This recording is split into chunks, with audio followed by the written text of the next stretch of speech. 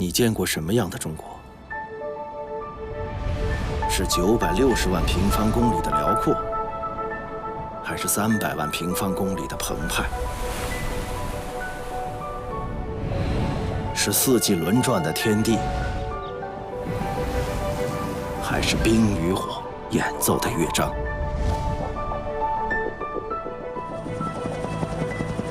像鸟儿一样离开地面，冲上云霄，结果超乎你的想象，前往平时无法到达的地方，看见专属于高空的奇观。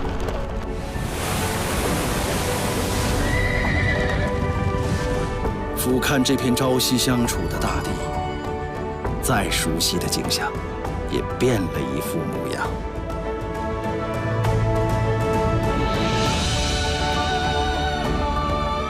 从身边的世界，到远方的家园，从自然地理到人文历史，50分钟的空中旅程，前所未有的极致体验。从现在开始，你和我们一同飞跃。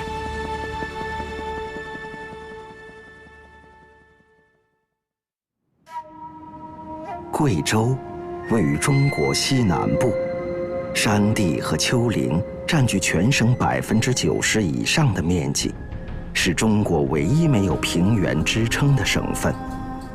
地跨长江和珠江2大水系，数千条河流，塑造着中国岩溶地貌分布最丰富的地区之一。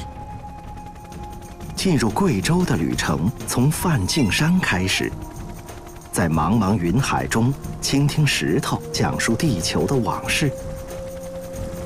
我们的飞行将一路揭开岩溶的奥秘，在高空俯瞰大地上的万千峰林，钻入地下拜访流水的艺术空间，最后徜徉在水上森林，见证石头上生长的绿色奇迹。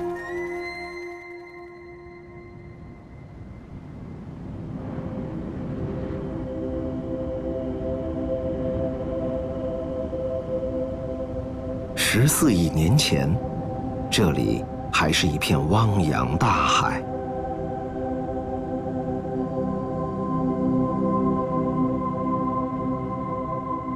一次地壳运动之后，一座孤岛被抬升到海面之上，那座孤岛就是梵净山的前身。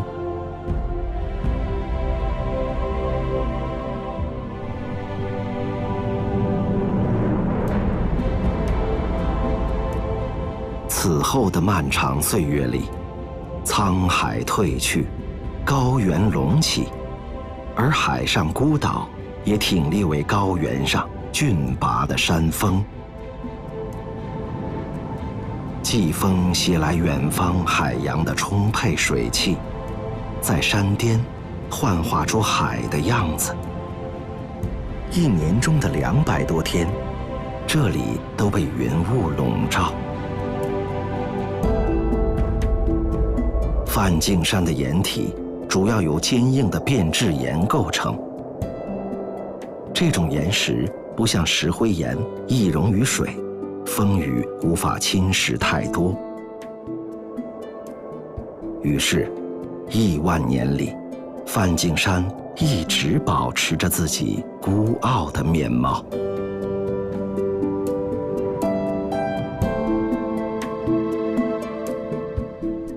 然而，贵州近70%土地是以石灰岩为主的岩溶地貌。当水流向贵州大地，与石灰岩相遇，它不断改变着大地的模样。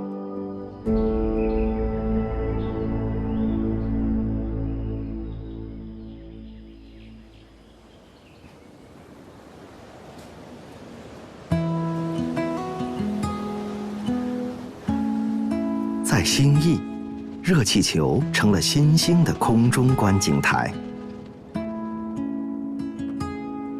人们乘坐它，就是为了看清这片布依族人世代相依的万峰林。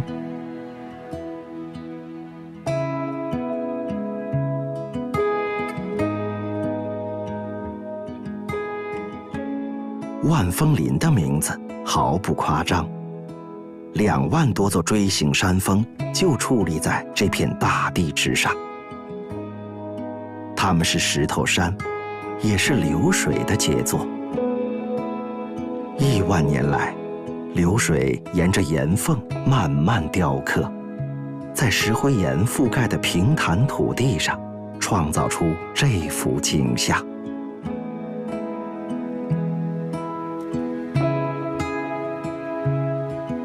在流水的复杂作用之下，可溶性岩石被持续改造，从地表到地下，逐渐出现了一片形态丰富的岩溶地貌。这种地貌在贵州屡见不鲜，因此贵州称得上是岩溶王国。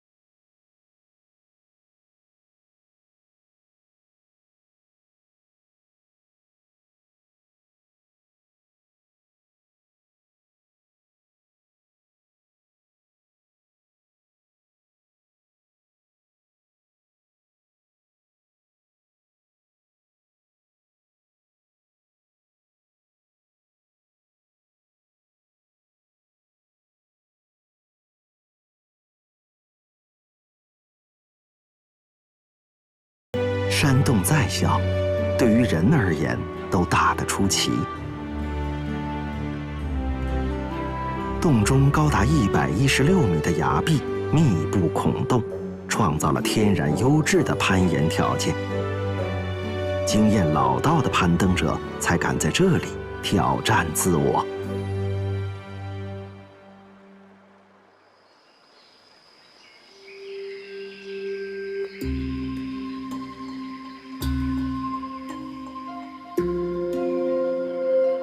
钻入这个小小的洞口，就算是进入了地下河的工作室。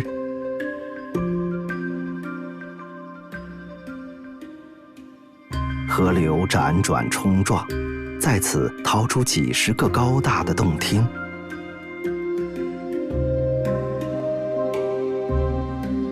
一些更细致的雕琢则交给了水滴。这根石笋对应着洞顶水滴下落的位置。在过去的15万年当中，这些水滴从未改变它们的目标，直到石笋拔地而起，长出17米高度。它叫霸王盔，由2串水滴在35万年的时间里铸成。这些作品的诞生并没有人类的参与，功劳属于微小的水滴。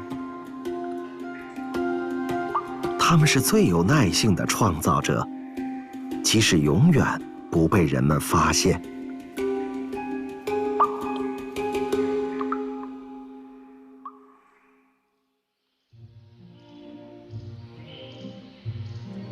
自然界的鬼斧神工塑造了天生桥，但它也并非天生如此。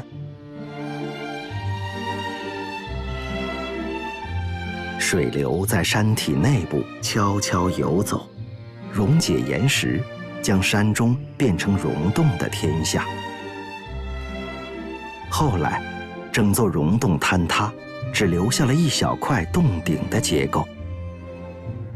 从此，这溶洞顶端的幸存者成了一座桥，牵连起它两侧的山体。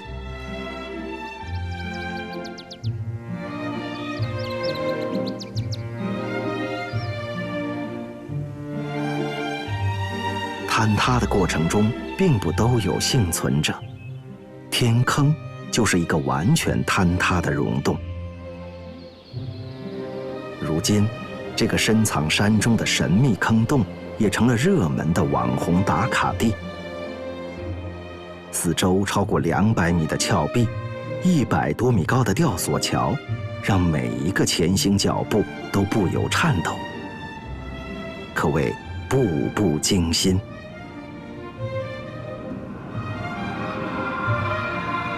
人在前面飞，魂在后面追。荡起这种巨型秋千，人们的尖叫声响彻山谷。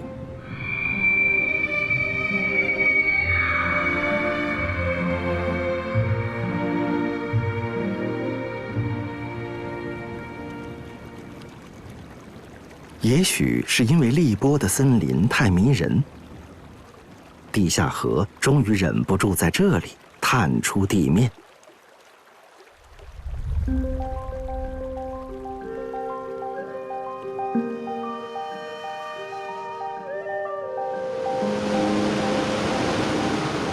岩溶地貌的水土极易流失，它要求在这里生存的植物必须练出点硬功夫。植物把根深深扎入石头缝里，不管水涨水落，都稳稳当当。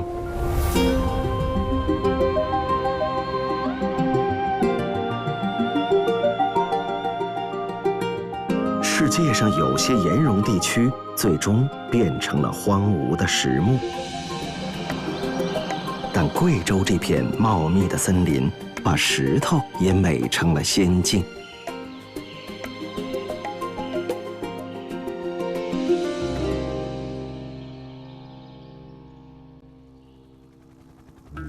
接下来，我们将领略多彩的民族风情。农闲时分，参加一场刺激的斗牛比赛，前往高塘村体验浑水摸鱼的无穷乐趣。抵达夜晚的苗寨，凝望万家灯火，最后跨越几座山，到120公里外的侗寨听一场美妙的大歌。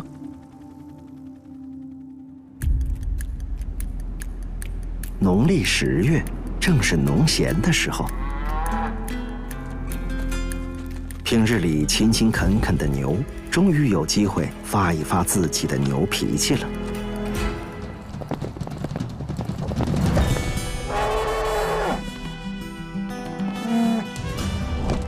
脾气到底有多大，只有比过才知道。东北虎，牛霸天下。上场的牛都有个威武的名字，名字不代表实力，能不能获胜，场上说了算。牛斗得激烈，人也看得兴奋。散居山中的人们难得凑在一起，安静的久了，这种热闹当然不能错过。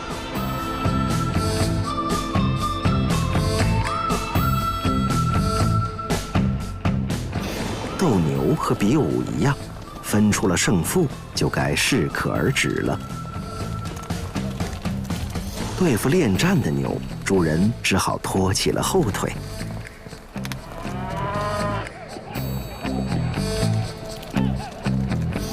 过节的乐趣在于亲身参与。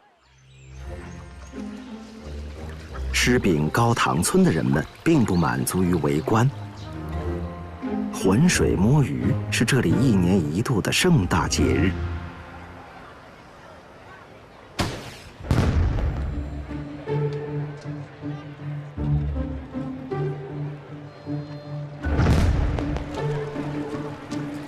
一声令下，2000多人冲进鱼塘，各显神通，在浑水中寻找那些灵活的猎物。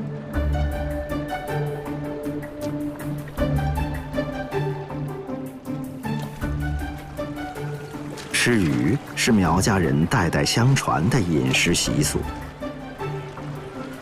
苗家人的祖先住进大山里，也要在山间蓄水养鱼。生产活动渐渐变成节日，摸鱼节相传已有600多年的历史。现在过节不仅是为了延续传统，更是给了出门在外的人们一个回家看看的理由。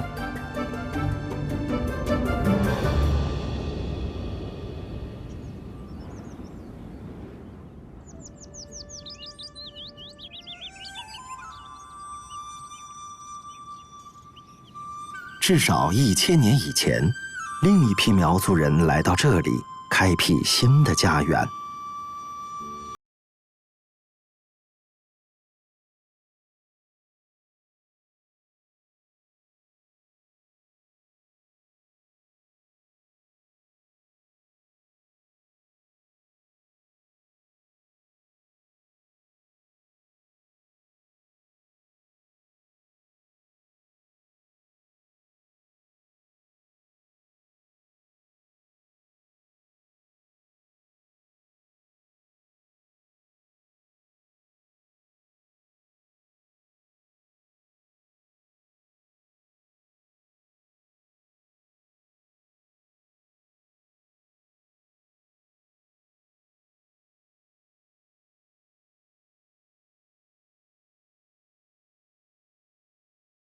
成为西江苗寨的视觉名片，照亮这片村寨通往外部世界的路。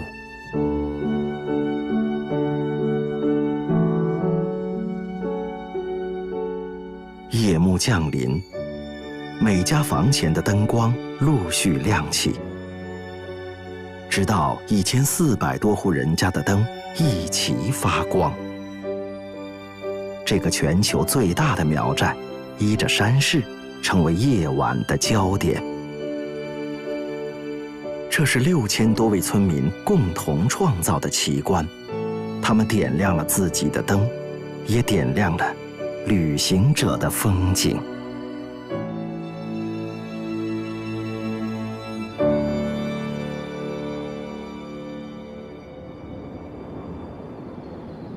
在黔东南，苗族人大都在山上安家，侗族人则更多在山脚的河谷驻寨。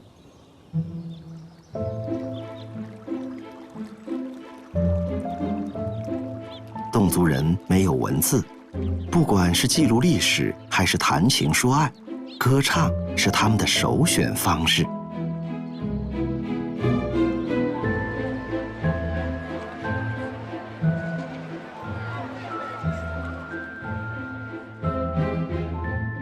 一般说来，超过60人的合唱就可以称为大合唱。侗族人的合唱规模常常超过500人。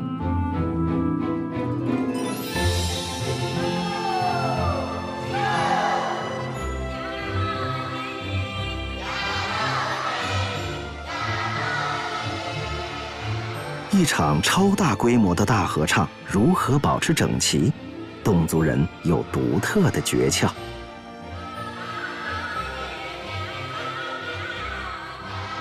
领唱者是合唱队伍中的调节器，他们不时发出引领的节奏信号。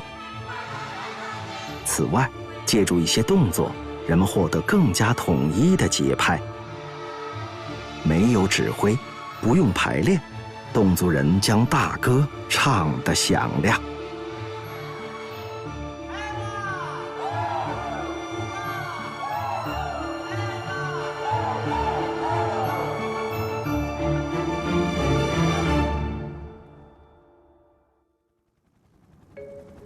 飞行在乌蒙山区，我们将品味山里山外的不同滋味。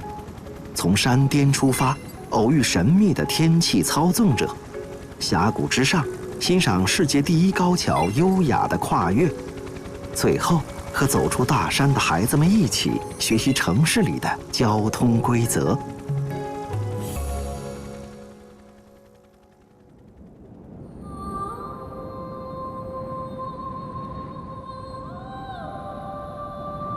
贵州的阴雨多，天无3日晴。在高空，我们更容易看见这种气候的成因。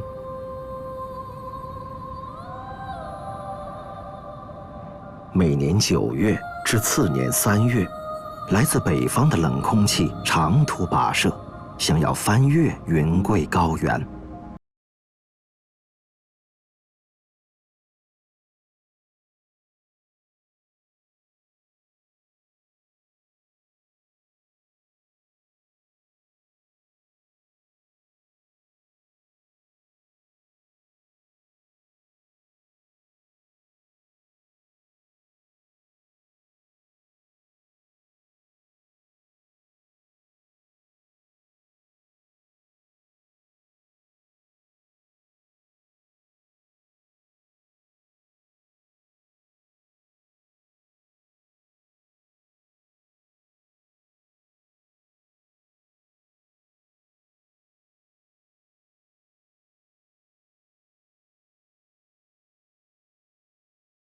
海拔2000多米的大山上，滋养出西南地区面积最大的天然草场。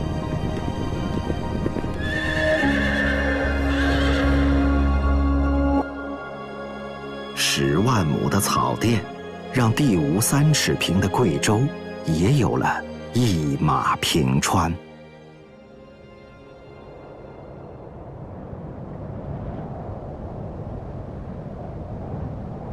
成就山地和峡谷之间的交通，桥是最有效的设施。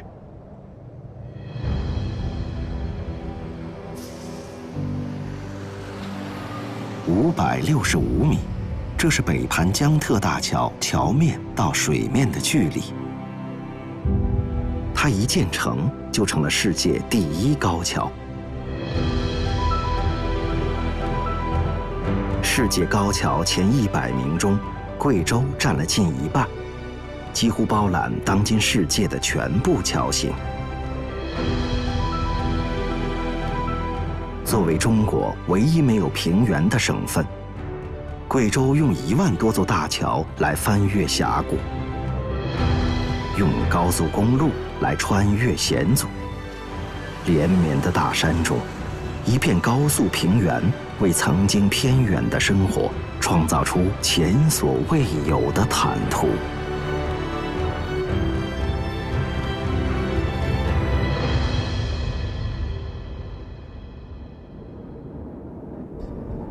在北盘江特大桥通车仅3年后，又一项世界桥梁建造纪录在贵州诞生。332米的主塔，确立了它全球最高混凝土桥塔的身份。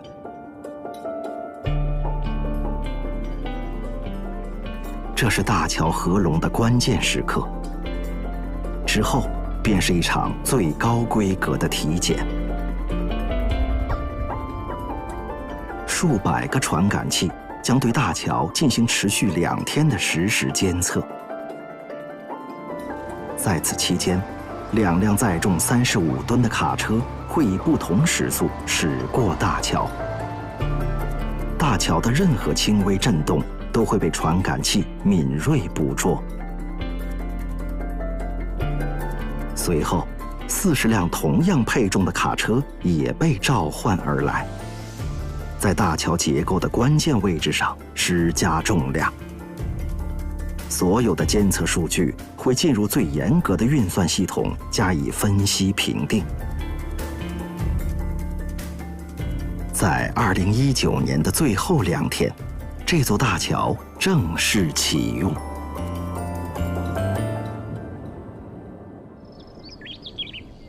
路通了，山里的茶香也可以飘向远方。这片壮阔的绿，是世界面积最大的连片茶园。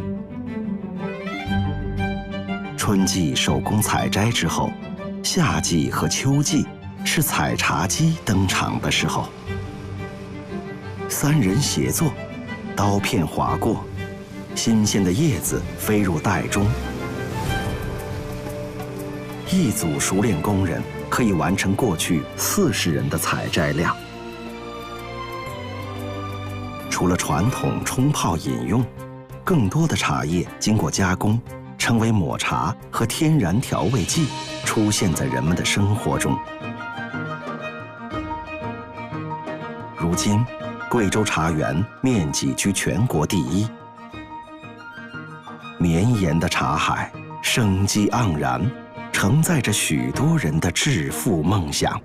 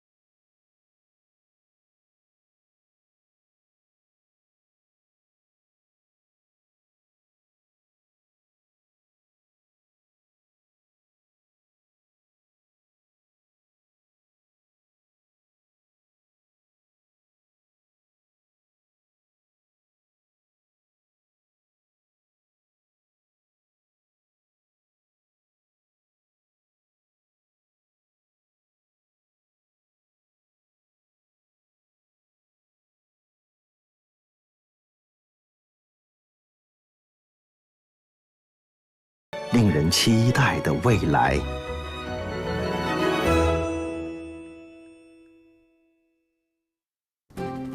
加入一趟寻宝之旅，我们将去收集山地的珍藏，在一片宁静的湖水守候远方的来客，造访黄果树瀑布，平凡的河流也能激起最壮丽的水花，钻进樱花树林，感受春天的浪漫气息。最后，看杜鹃花装点大地最斑斓的模样。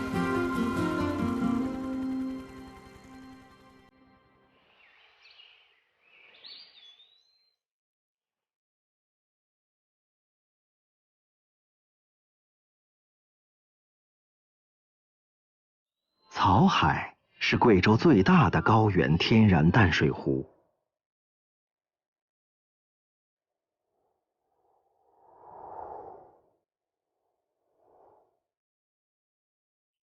曾经，因为排水造田，草海的水面缩小到现在的1/5。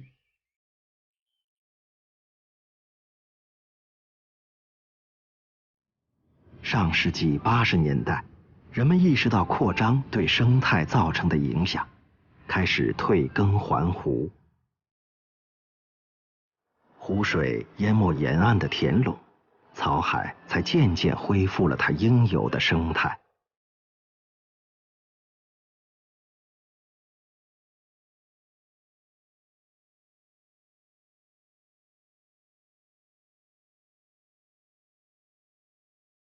为了确保草海不受打扰，最后一处观景台也被拆除。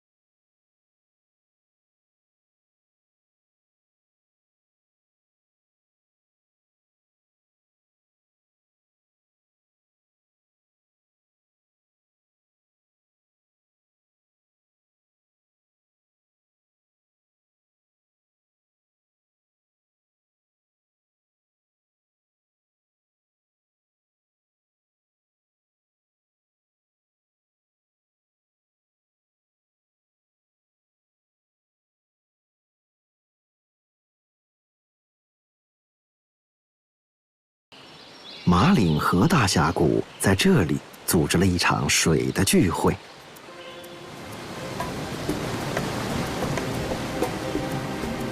上百条溪流慕名前来，他们要在这里实现飞翔的梦想。峡谷的出现中断了前路，溪流们从高处毫无准备地飞入深渊。这样的坠落，意外成就了一场场华丽变身。溪流全都化为飞瀑，挂在崖壁之上。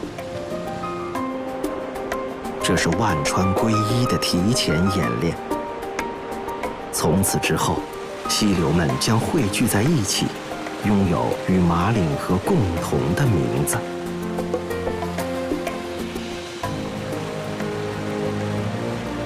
自然界中，陡然从高处下落的水，其实拥有2个不同的名字。落差不大时，人们大多称之为跌水；如果落差足够大，人们更喜欢叫它瀑布。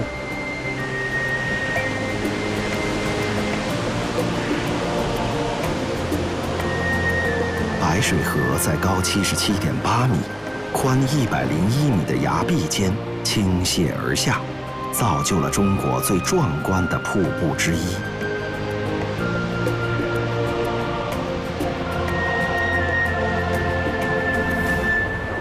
每年5至8月是黄果树瀑布的丰水期，在有些年份，丰水期泻下的水甚至占到全年的半数以上。因此，即便是在晴天，想要观看大瀑布，人们也需要早早打开雨伞，或是穿上雨衣。瀑布的背后隐藏着一条长134米的溶洞，人们可以在瀑布的内部感受水流的冲击力。不过在这里说话就得大点声了。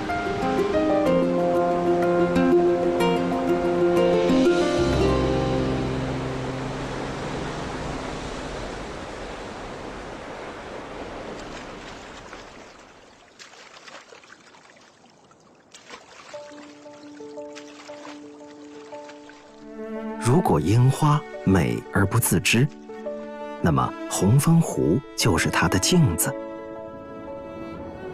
3月，白色的早樱迎来春天，其后红色的晚樱次第开放。早樱和晚樱接力，共同奉献了1个多月的浪漫。70多万株樱花在此安家，12000多亩的花色连绵成海。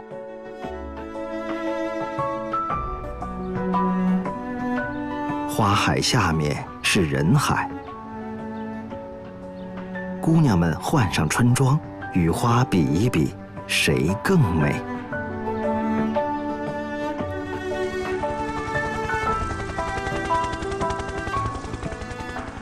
在毕节，人们搭乘直升机不是因为向往天空，而是为了俯瞰。因为这条绵延50多公里的彩带，只有在空中才能饱览。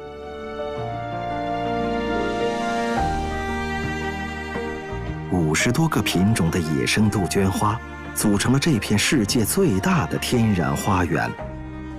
花海也聚集起人气。别看现在这么热闹，一年中只有2个多月的时间，他们才能迎来这么多欣赏者。而在大多数时间里，总面积超过125平方公里的杜鹃低调地潜伏着，一整年，只为了在初春季节惊艳登场。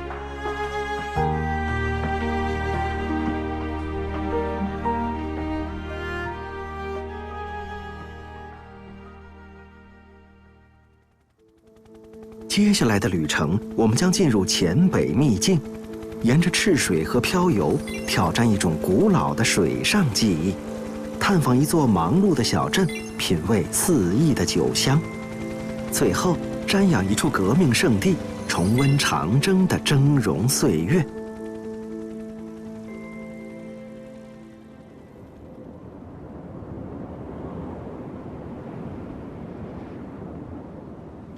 竹子在贵州人的生活中用途广泛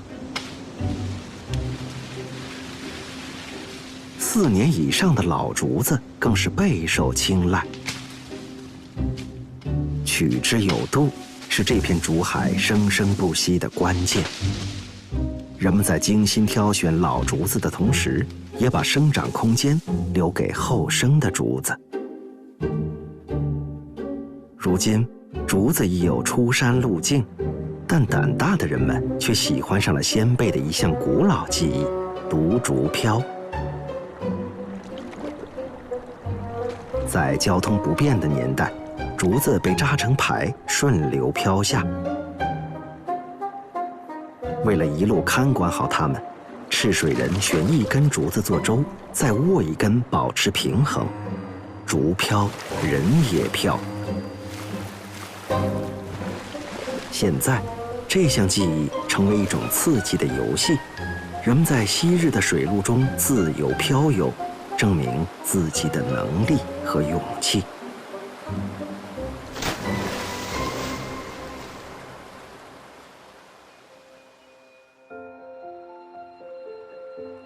同样与这条河流有关，另一项传统技艺却依然是许多人生活的全部。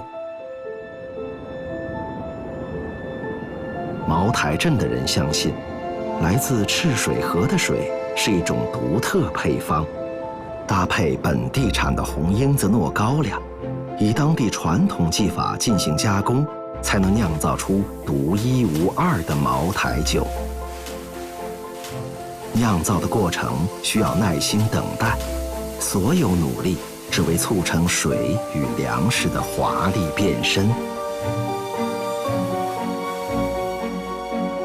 厂房里溢出的蒸汽，使高粱正在进行高温蒸煮。整个生产将持续1整年，仅发酵工序就需要反复8次。今天，茅台镇的酒已经香飘万家，这个小镇创造出了一个商业奇迹。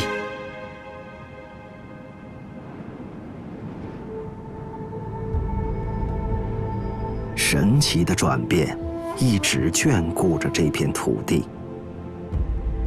1935年1月，中国工农红军进入了遵义城，稍作休整。在此之前，他们已在中国的南部跋涉了3个月。何去何从，是他们要面对的首要问题。在这栋小楼里，中共中央召开了一场决定命运的会议，确立了毛泽东在党中央和红军中的领导地位。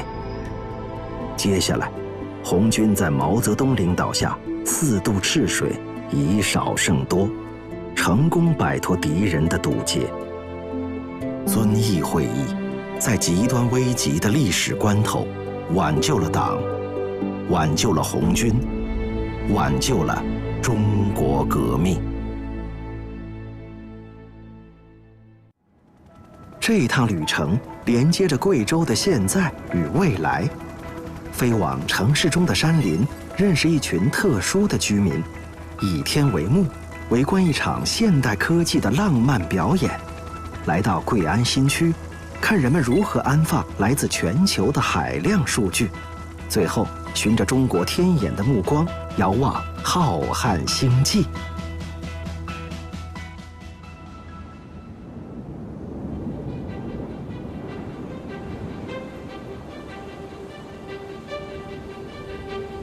贵阳有2座城，一座是老城，一座是新城。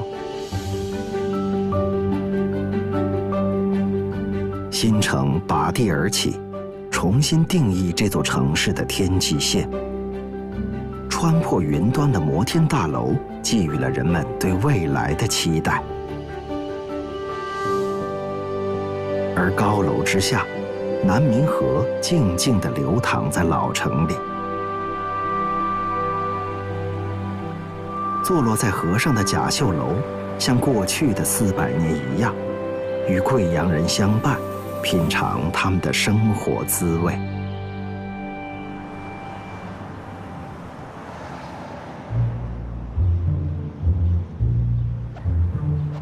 打陀螺一般是小孩子玩的游戏，但贵阳人玩的陀螺太重，小孩子可抽不动。一只最普通的陀螺也有3-5公斤，大只的陀螺可达到数十公斤。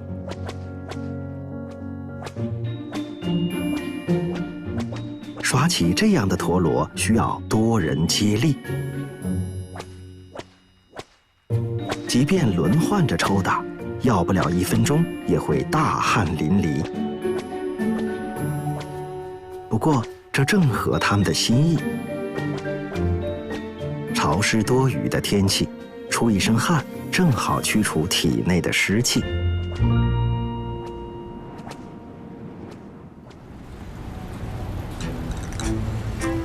出汗的方式有很多种，一些人选择在夜晚释放热情。一天的工作结束，年轻的人们来到广场，每一部点亮的手机都可以成就热烈的舞者。只要踩上节拍，蹦跳可以自由自在，动作不必整齐划一。这样的广场舞让许多个夜晚都充满欢乐。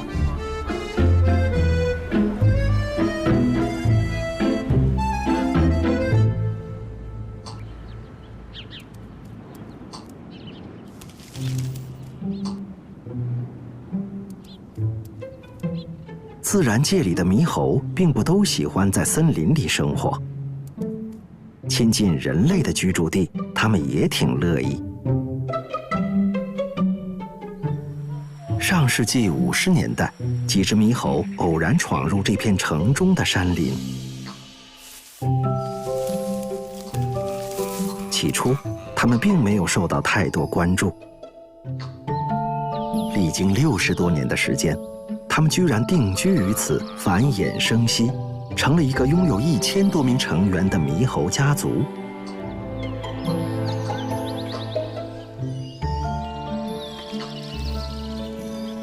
现在，他们成了贵阳人的朋友。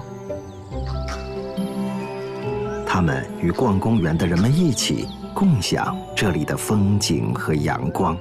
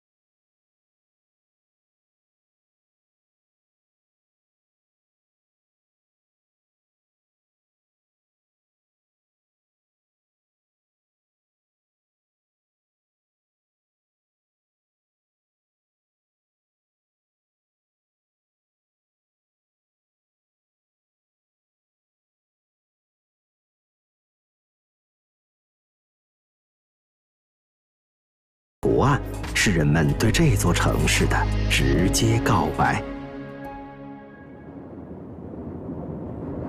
今天，我们生活的世界越来越以数据的形式被记录和存储。为数据寻找一个合适的安身之所变得越来越重要。远离地震带，地质结构稳定的贵安新区是一个不错的选择。除了安稳，存储设备还需要保持冷静。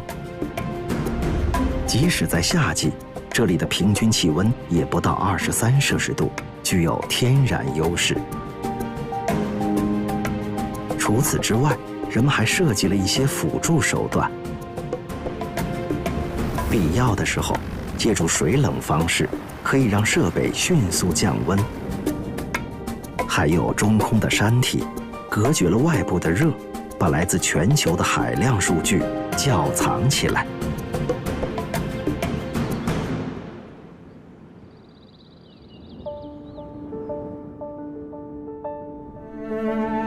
它是全球知名的中国天眼，这是它的检修时间。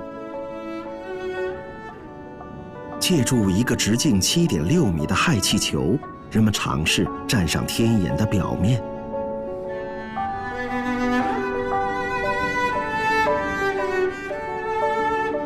天眼的表面由厚度1毫米的金属层覆盖，无法承受过大的压力。所以，巨大的氦气球成功将检修人员的重量降到了原来的1/6。这样的体验非常接近人类在月球上行走的感觉。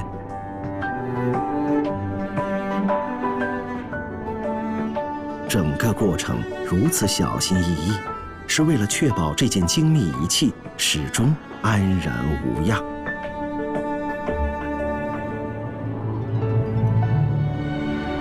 中国天眼，全称500米口径球面射电望远镜，是当今世界最大单口径、最灵敏的射电望远镜。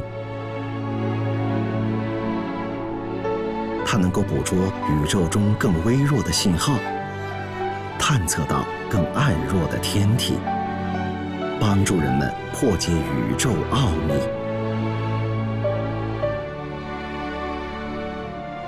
从2016年建成启用开始，中国天眼就在贵州的大山里，向宇宙深处发出最遥远的目光。